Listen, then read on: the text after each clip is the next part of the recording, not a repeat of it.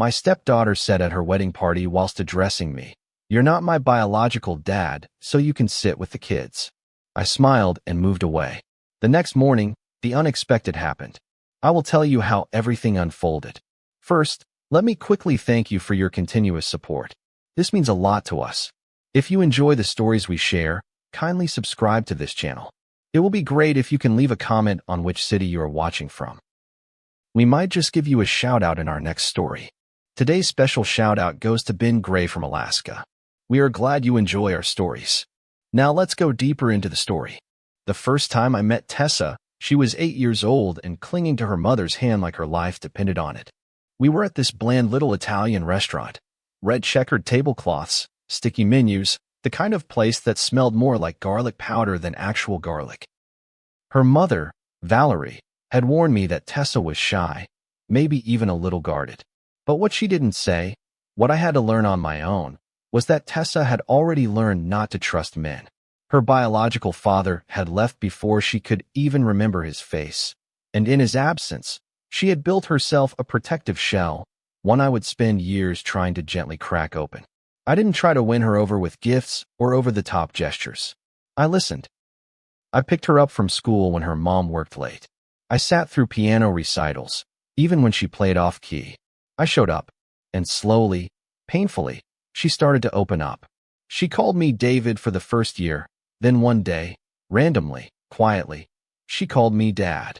I don't think she even noticed she'd said it, but I did. I went to the bathroom that night and cried quietly over the sink so no one would see me. It meant everything, more than I can put into words. Over the next decade and a half, I gave Tessa everything I could.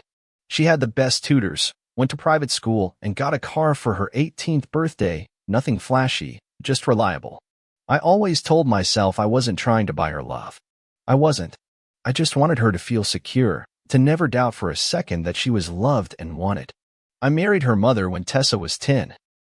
It was a small ceremony, just the three of us, and I remember kneeling down in my tux to tell her, "This doesn't change how I feel. You're my daughter. Always will be." She nodded and hugged me. She never said it back, not in words, but in the way she leaned into me that day, I thought I understood. By the time she graduated college, I had already started training her to join the family company. Not because I owed her anything, but because I believed in her. She was sharp, observant, and when she wasn't trying to please everyone, she had a certain quiet authority. I saw potential. I gave her a department to run, not a vanity title, a real role with real responsibility. She did well, too, and I was proud. I told her so often. I made sure she heard it. But looking back now, I wonder if I projected too much onto her. I wanted her to be the daughter I never had. I'd never had children of my own, by choice, at first, and then later, by circumstance. Tessa was it for me. My legacy, my investment, my heart. And I never once thought she saw me as anything less than her father. Not until her wedding night. I had been looking forward to that day like a fool. I paid for most of the wedding not because she asked, but because I wanted her to have the kind of day fairy tales are made of. The venue was this elegant vineyard up north, with sweeping hills and white rose trellises that looked like they were stolen from a movie set. I wore my best suit. I even practiced my toast. I wanted to say something short, sincere, something that honored the years we had together. I imagined us dancing. I imagined her calling me Dad in her speech, thanking me for raising her. I imagined people tearing up. Instead, I got blindsided. When she took the mic that evening, after the cake had been cut and people had begun to loosen their ties and heels, she gave a warm, charming speech. She thanked her mom. She thanked her friends. She even thanked the caterers. Then she turned to me. "And to David," she said, "who's not my biological dad, but helped out a lot growing up. You can sit with the kids now." The room laughed, politely, awkwardly. People glanced around, unsure how to react. I felt my stomach drop. My ears buzzed like I'd been slapped. And I smiled. God help me. I smiled and nodded and walked away like it didn't gut me. Like it wasn't the most humiliating moment of my life. I stood under a sycamore tree, far from the lights and music, and tried to breathe. That moment split something in me I didn't even know was fragile. All the years, the sacrifices, the quiet pride I carried, it all felt like a lie. She didn't see me as her father. She saw me as a placeholder, a generous benefactor, a background character in her real life. I kept hearing the word "not" on a loop in my mind. Not my dad, not my family, not enough. And yet, I didn't say a word. I didn't confront her. I didn't demand an apology. I just stood there, feeling the weight of everything I'd poured into someone who apparently still saw me as optional. But the next morning, I woke up and made a decision. Not out of anger, not out of revenge, but clarity. Pure, unmistakable clarity. Something had broken, and I couldn't pretend otherwise anymore. The morning sun filtered through the sheer curtains of our hotel suite, but it didn't bring peace. Just a sickly, dull warmth that made my skin itch. Valerie was still asleep beside me, curled into the pillows with the serenity of someone who hadn't been gutted in front of 150 people the night before. I stared at the ceiling, my chest tight, my mind caught in a loop. "You're not my biological dad, so you can sit with the kids." That line had tunneled its way into my skull and nested there, ugly and persistent. It wasn't just the words, it was the delivery, the smile, the casual dismissal wrapped in a punchline. It told me everything I needed to know, and nothing I ever wanted to believe. We'd rehearsed this day for months. From the guest list to the catering to the playlist, Tessa wanted everything perfect. She and her fiancé, Nathan, had sat in our living room more times than I could count, hashing out details, asking for advice, leaning on me like I was their anchor. I paid the vendor deposits without hesitation, even when Valerie gently suggested it was a lot. I said, "She's worth it," and I believed it. God help me, I believed it with every bone in my body. The ceremony itself had been beautiful. Valerie looked radiant in lavender, her hand tight around mine as we watched our girl walk down the aisle. Tessa had chosen a dress that was both simple and regal, fitted lace, off the shoulder, with a train that danced in the wind. She looked like something out of a dream, and I was proud. Proud the way only a father could be. I felt the lump in my throat as she exchanged vows, and when her eyes found mine during the recessional, I swear I saw gratitude. I thought I did. The reception was held in a garden tent lined with fairy lights and eucalyptus garlands. Everyone was laughing, eating, toasting, one of those nights where everything feels golden. I sat at the head table, right beside her and Nathan, thinking how lucky I was to be part of this. I didn't know I was sitting in a spotlight, seconds away from being made into a footnote. When she took the microphone, her voice rang clear, polished, rehearsed. "I want to thank my incredible mother, who's been my rock, and Nathan, my partner, my heart, and of course, our friends who made it all the way from out of town. Thank you." Polite applause followed, and she smiled, soaking it in. Then she turned to me. And to David, she paused, and I leaned in slightly, hopeful. "Who's not my biological dad but helped out a lot growing up. You can sit with the kids now." Cue laughter. Not roaring, not mean-spirited. Just confused, brittle chuckles from guests unsure if they were supposed to find it funny. She winked, as if I were in on the joke. I froze. Every muscle in my face locked into a smile I didn't feel. I nodded, raised my glass, and excused myself so smoothly I think most people missed the tremor in my hands. I found myself near the edge of the vineyard, staring out at the rows of grapevines bathed in moonlight. The hum of music and chatter faded into background noise, and all I could hear was that line playing on loop in my head. Not my dad. Sit with the kids. A punchline at my expense. A reminder that no matter what I had done for her, years of fatherhood, love, support, I would never be enough. I thought about how I had once carried her on my shoulders at the zoo when she was too tired to walk. About the time she scraped her knee and sobbed into my chest while I dabbed at it with hydrogen peroxide. About every damn school event I left work early for, every birthday party I planned, every hard conversation I had with teachers when she struggled. None of that made me dad to her. I was just David, a helper, a sponsor. And in that moment, I felt not just humiliated, but erased.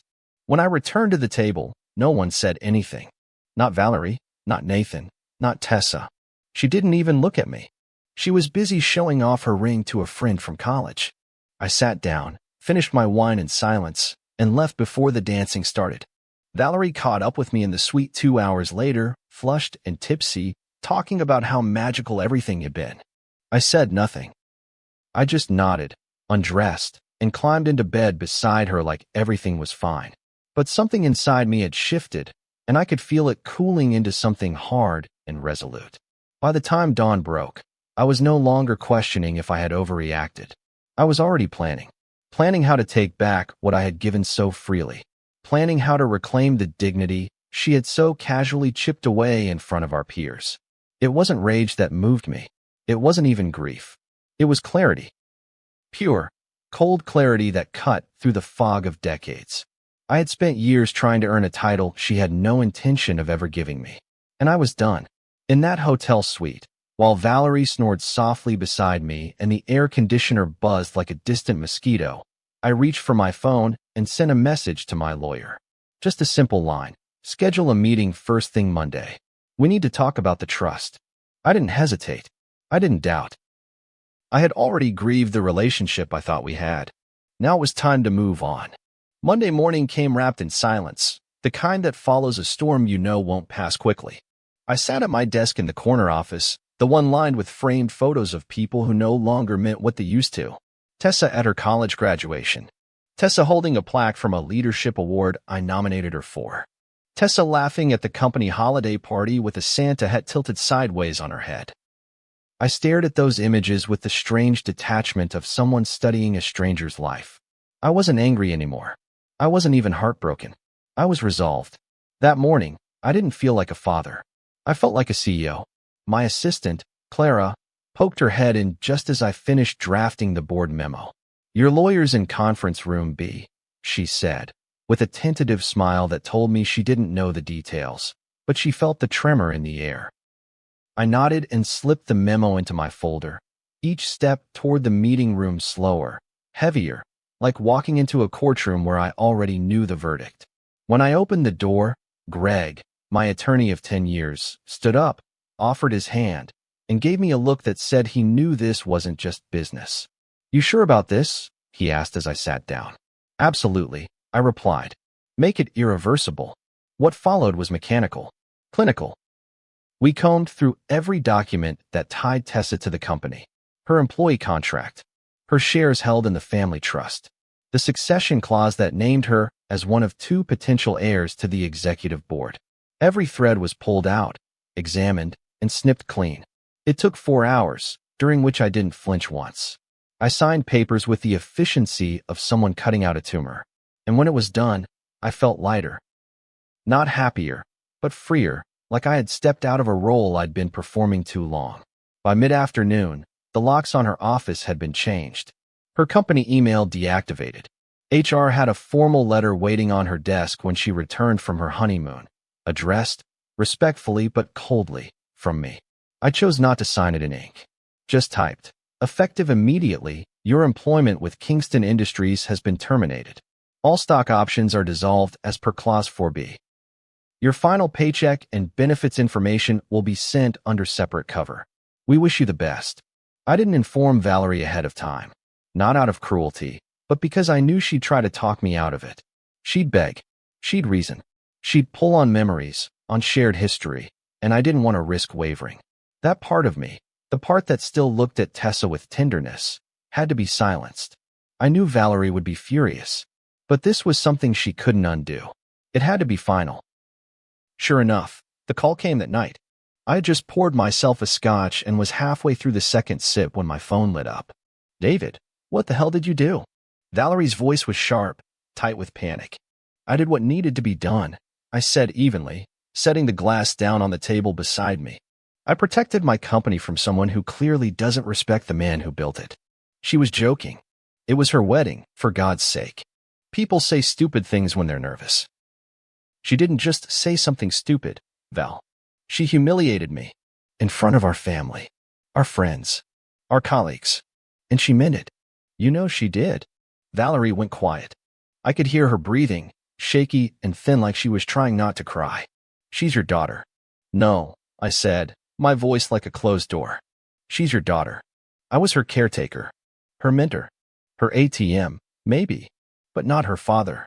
She made that clear. The silence stretched long and uncomfortable. Then, quietly, You're punishing her for one bad moment. No, I said again. I'm holding her accountable. There's a difference. She hung up without saying goodbye. I didn't call back. I didn't need to.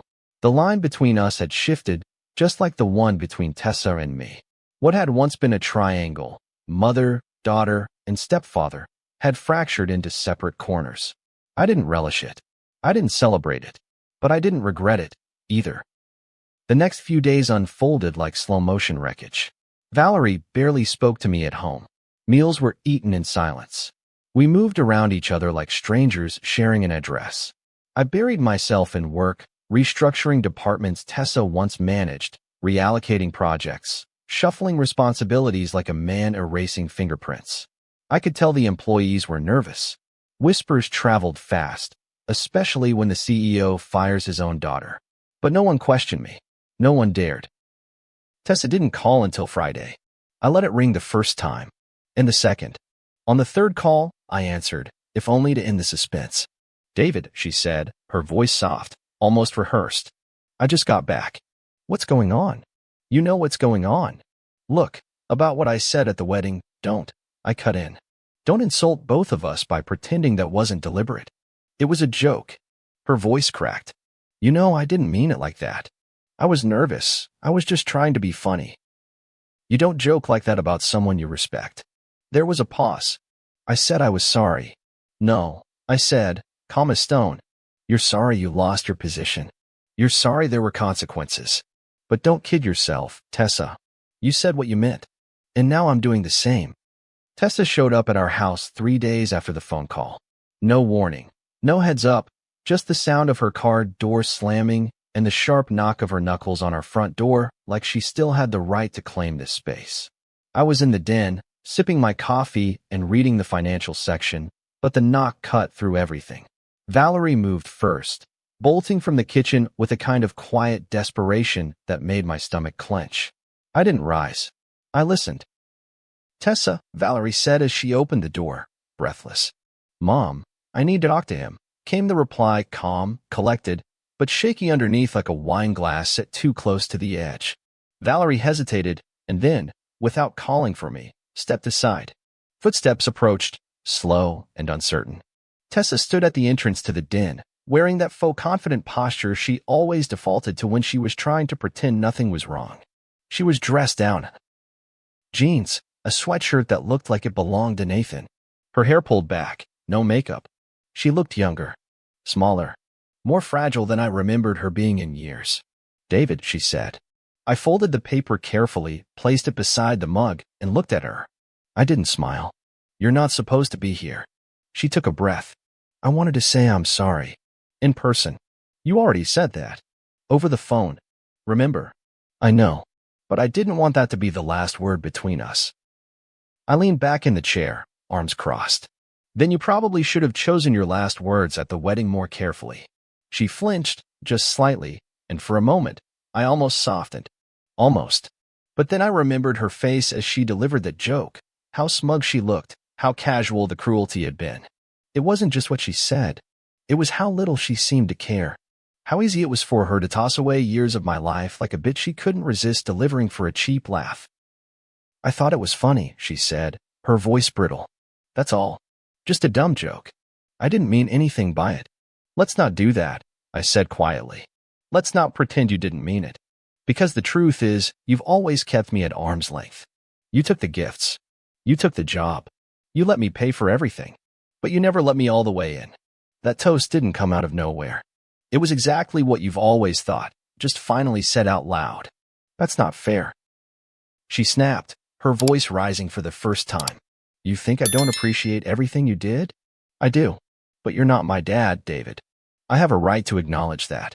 And I have a right, I replied calmly, to stop pretending I'm obligated to keep giving to someone who doesn't see me as family. She blinked. Tears welled, but she didn't let them fall. Not yet. So that's it? You're just done with me? No, I said, standing now, walking slowly until I stood just a few feet from her. I was done the moment you stood in front of that crowd and reminded everyone I was never really yours. You cut the cord, Tessa. I just accepted it. But the company, my future, was a gift, I said. Not a birthright. and I've taken it back. Her mouth opened, stunned. You can't just erase me from everything. I already have. There it was finally, the tears. They fell hard and fast, but I didn't reach for her. I didn't try to console her.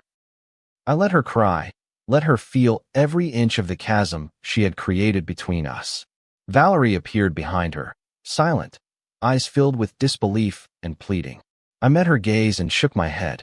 Not now. Not this time. Tessa wiped at her face and took a shaky breath. I didn't mean to hurt you. I believe you, I said. But you did.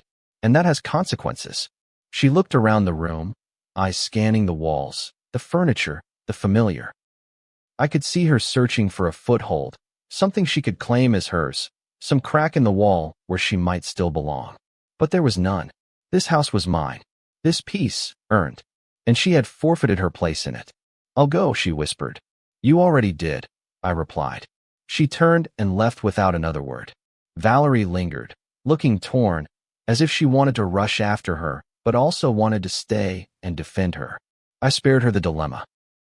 She needs to learn this isn't just about money, I said. It's about respect.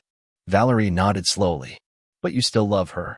I looked at her, and for the first time in weeks, I let the exhaustion show. I did. I probably still do. But love without boundaries isn't love, it's servitude. And I'm done serving someone who doesn't see my worth. The door clicked shut behind her, and the house fell silent again. Heavy, yes, but also honest. The house had never been this quiet. Not even in the early days, when Tessa was away at college and Valerie and I were still navigating the strange, delicate rhythm of an empty nest. That kind of quiet had been soft, even comforting, a sign of peace earned after years of schedules and school drop-offs and late-night teenage drama. But this silence wasn't peaceful. It was dense. It hung in the air like humidity, pressing into the walls, the furniture, my chest. It was the silence of something broken, and neither of us had the courage to sweep up the shards. Valerie and I moved around each other like ghosts. We shared the same kitchen, the same bed, the same last name, but nothing else.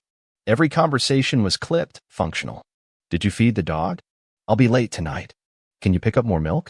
But underneath each exchange was a current of accusation, grief, blame. She hadn't forgiven me. Not really. And I wasn't asking her to. I just needed her to understand that this boundary, this line in the sand, was about survival, not spite. I buried myself in work. That was always my default when emotions threatened to drown me. I arrived early, stayed late, and poured every ounce of energy into rebuilding the company structure. I met with department heads, reviewed project pipelines, and started mentoring 2 junior executives who reminded me painfully of a younger Tessa. Sharp, curious, driven. I poured into them what I had once poured into her, but this time, with no illusion of family. Just business. Just merit. The office buzzed with quiet speculation. People weren't stupid. They noticed her sudden absence. They noticed the way her name disappeared from directories, from meeting invites, from the executive suite. Whispers trickled through the halls, some more generous than others. I didn't address them. I didn't owe them an explanation. And to their credit, no one asked me directly. The unspoken rule of corporate survival. Never question the man at the top, especially when his smile has edges. At home, the days passed in gray repetition. I still made dinner most nights. Old habits die hard. I still cleaned the pool on Sundays, still refilled the bird feeder Tessa once insisted we keep stocked. I even caught myself checking my phone for her name, expecting a text that never came. Not because I wanted to reconcile, but because part of me still couldn't believe how final it all felt. The silence was a kind of death, and I was mourning something no one could see. Holidays came and went. Thanksgiving was a strained affair with just Valerie and me at the table, passing dishes in stiff silence. No laughter. No second helpings. Christmas was worse. I didn't decorate. I didn't buy a tree. Valerie spent the week at her sister's, and I told her I had meetings, though we both knew I didn't. I spent Christmas Eve drinking scotch by the fire, watching old black and white movies on mute, and wondering how it had all gone so sideways. Occasionally, I'd hear things through the grapevine. That Tessa was trying to start her own consulting firm. That she was struggling to find funding. That she and Nathan had moved into a smaller place. It didn't bring me joy. I took no pleasure in her difficulties. But I didn't reach out either. I couldn't. That part of me, the one that used to show up, fix things, write the check, was gone. She'd made sure of it. And once that switch flipped inside me, it wasn't something I could reverse. Valerie tried, a few times, to bring her back into conversation. She asked about you, she'd say softly, as if testing the waters. I'd nod, offer nothing. Once, she even said, she's hurting too, you know. And I just looked at her and said, hurt people don't get a pass to hurt others. Not in this house. I knew Valerie didn't agree with how I handled it. She thought I was too harsh, too final. She saw motherhood as this unconditional force that could bend around any betrayal. But I wasn't a mother. I was a man who had tried his best, given his all, and been dismissed with a punchline. There was no going back from that. Only forward. The hardest part wasn't the silence. It was the reevaluation. I found myself revisiting old memories, digging through them like a detective looking for missed signs. I questioned the sincerity of moments I had once treasured. Her birthday hugs, her late-night calls during college, the thank you cards she used to leave on my desk. Were they real or just polite obligations? Did she ever see me as Dad? Or was I always just David, the guy who stepped in when the real one bailed? One night, I pulled out an old photo album. The leather-bound one we used to update every Christmas. I flipped through it slowly, page by page. There we were at Disneyland, at her high school graduation, on the beach in Maui. I looked at my own face in those pictures, smiling, proud, hopeful, and I felt something between pity and rage. That man had no idea what was coming. No clue that all his effort, all his love, would be shrugged off in a room full of clinking glasses and forced laughter. I closed the album and slid it back into the cabinet. Some memories weren't meant to be revisited. Some were better left to gather dust. A year passed before I saw her again. Not in person, not directly, but in a photo that Valerie left on the kitchen counter. It was small, printed on glossy paper with a white border like the kind you get from a wedding thank you card. Tessa and Nathan were standing in front of a modest townhouse, holding a gold key between them like a trophy. They were smiling, a little forced, a little tired. She looked thinner, a little older around the eyes. There was no note attached, no message scribbled on the back. Just the image, sitting there, unspoken. A silent olive branch. I stared at it for a long time before sliding it into the drawer with the rubber bands and expired coupons. I wasn't angry anymore. That was the strange part. Somewhere between the day I erased her name from the company and the moment I folded that photo into darkness, the anger had dissolved. What remained wasn't forgiveness, but something else. Acceptance, maybe. Not of her, or what she'd said, but of the fact that not all wounds need to be nursed back to health. Some just need to be left alone so the body can build around them. Valerie never stopped loving her. I didn't ask her to. I never made her choose, though I knew, in her own way, she had. She didn't push anymore. She didn't bring Tessa up over dinner or drop hints in the mail pile. But I could feel it, in the quiet glances, the sighs when she thought I wasn't listening. A mother's grief runs silent, but deep. And I respected it. But I couldn't be the one to stitch their family back together. I was done stitching, done bending, done bleeding into people who didn't care whether I healed. The company thrived. Ironically, or maybe poetically, it entered its most stable era after Tessa's departure. The younger executives I'd invested in stepped up, took risks, brought in fresh contracts. I handed over more control, slowly but with confidence, and for the first time in years, I started looking at my calendar and seeing open space. Space I filled with things I'd forgotten I loved.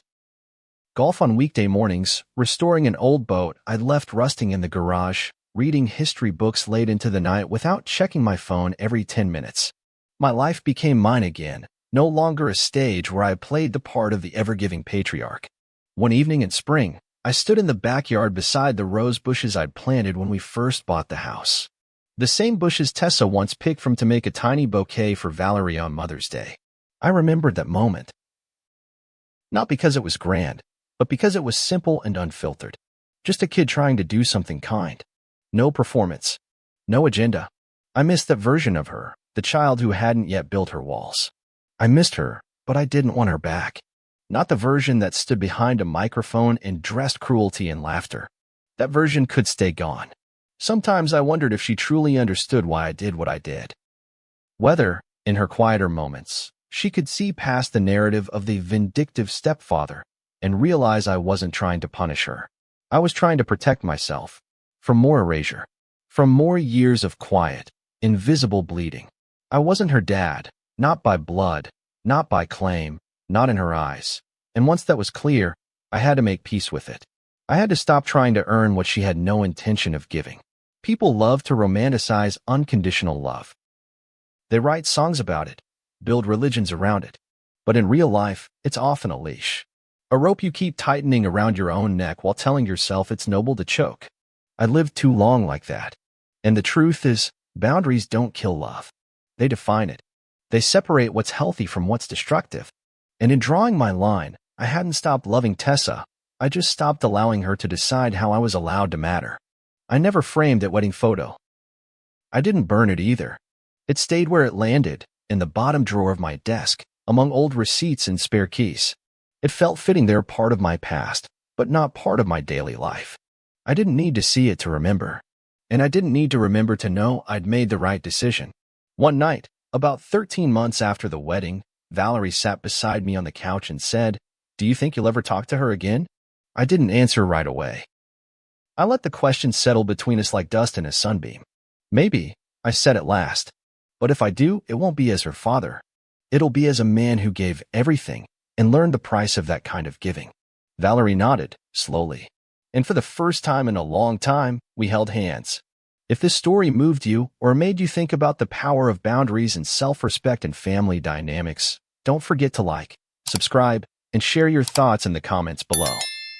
Your support helps us bring more emotionally honest stories like this to life, and we'd love to hear your perspective. See you soon in the next story.